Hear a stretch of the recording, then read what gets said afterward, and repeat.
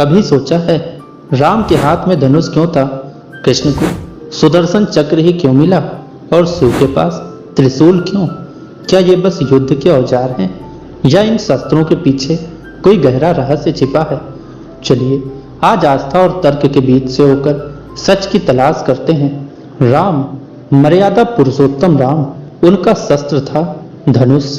धनुष खींचने के लिए संयम चाहिए, धैर्य चाहिए और समय पर प्रहार की कला। राम का जीवन भी ऐसा ही था, हर काम मर्यादा के भीतर, हर फैसला सोच समझकर। धनुष सिर्फ युद्ध का औजार नहीं था, वो उनके धैर्य, सीमा और संतुलन का प्रतीक था। अब आइए शिव की ओर। उनके हाथ में है त्रिशूल, 3 धार वाला शस्त्र। लेकिन ये 3 धारें क्या हैं?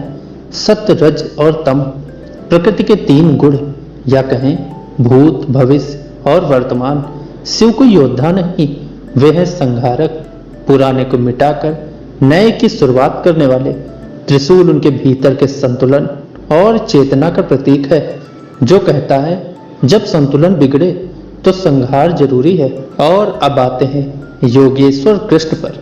उनके पास है सुदर्शन चक्र, जो कभी रुका नहीं। क्यों? क्योंकि कृष्ण समय के प्रतीक है। वो जानते हैं जो रुका वो मरा। सुदर्शन चक्र सिर्फ हथियार नहीं, बल्कि सतत गति, बुद्धि और विवेक का चक्र है। वो चक्र जो कभी छूटता नहीं, जैसे गीता का ज्ञान जो हर युग में घूमता रहता है। इन तीनों शस्त्रों में फर्क है, क्योंकि ये तीनों की भूमिकाएं अलग थी।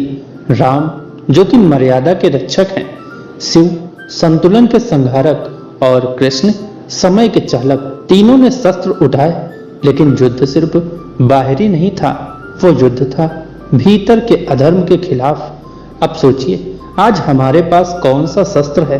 धैर्य का धनुष, विवेक का चक्र या चेतना का त्रिशूल? क्योंकि शस्त्र आज भी जरूरी है, बस रूप बदल गया है। राम, कृष्ण और शिव हमें सिर्फ पूजा करने के लिए नहीं, बल्कि जीवन जीने का तरीका सिखाने आए थे।